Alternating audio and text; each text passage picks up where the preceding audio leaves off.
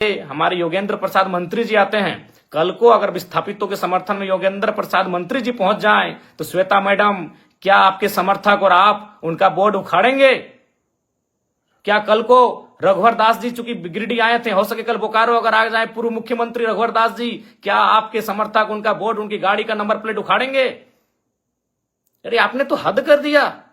और आप क्या बयान दे रही है इंटरव्यू में कि कुछ दिनों पहले, अरे आप जब विधायक बनी है ना मैडम, तब से आप में ये तेवर है। जब हम विधायक नहीं बने थे ना, उससे पहले से हम विस्थापितों की आवाज बनते आए हैं और विस्थापितों के धरने में, आंदोलन में सहभागिता देते आए हैं।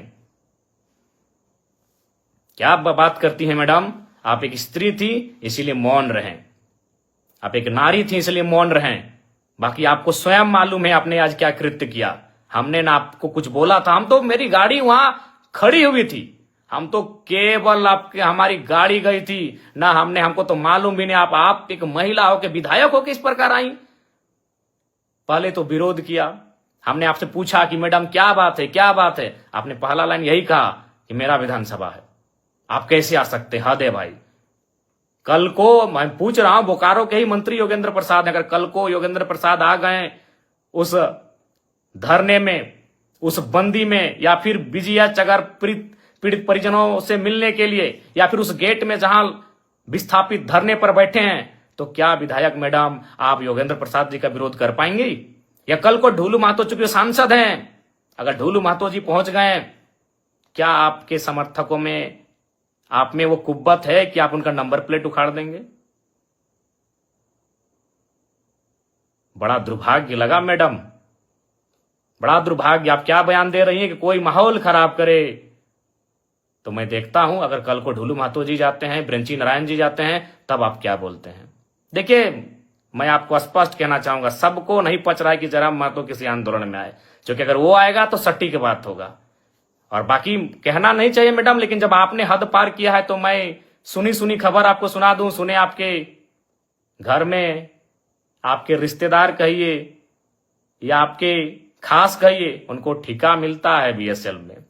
तो ये दोहरी राजनीति मत कीजिए विधायक मैडम, अभी आप दुख जता रहे हैं और आपके ही लोग वहां ठिका लेते हैं। तो असली बात तो जनता को मालूम है कि आपको तकलीफ जयराम महतो के जाने से तकलीफ क्यों हुई, क्योंकि आपको मालूम है कि जयराम महतो आएगा तो दूध का दूध और पानी का पानी बात होगा।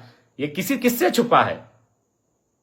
चलिए, नाम लेने में अचरज का है, सुने आपके पति महोदय को वहां ठिका मिलता है, अभी करोड़ों का ठिका मिलता है, तो आप में मुझे देखकर आपका बौखलाना तो लाजमी है।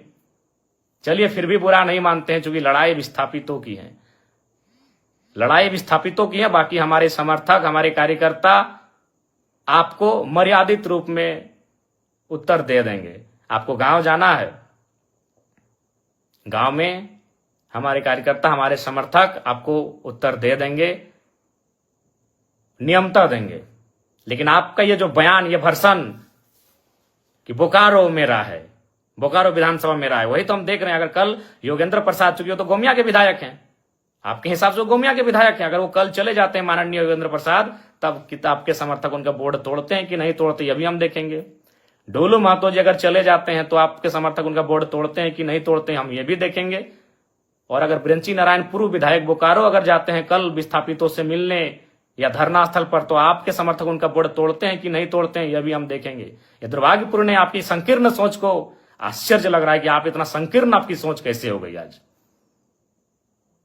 खैर, सोच आपकी संकीर्ण कैसे हुई, और हमको बिल्कुल स्पष्ट कहेंगे, झारखंड वासियों, विस्थापितों, विधायक मैडम के साथ जितने लोग पीछे खड़े थे, आप करीब से उनको चेक कर लीजिए, वो झारखंडी नहीं थे।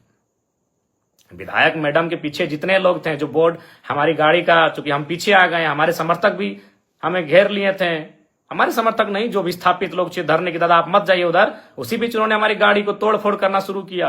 और हमने पहले ही कह दिया था कि उनको जो करना है करे, वो नारी हैं, हम कुछ नहीं बोलेंगे।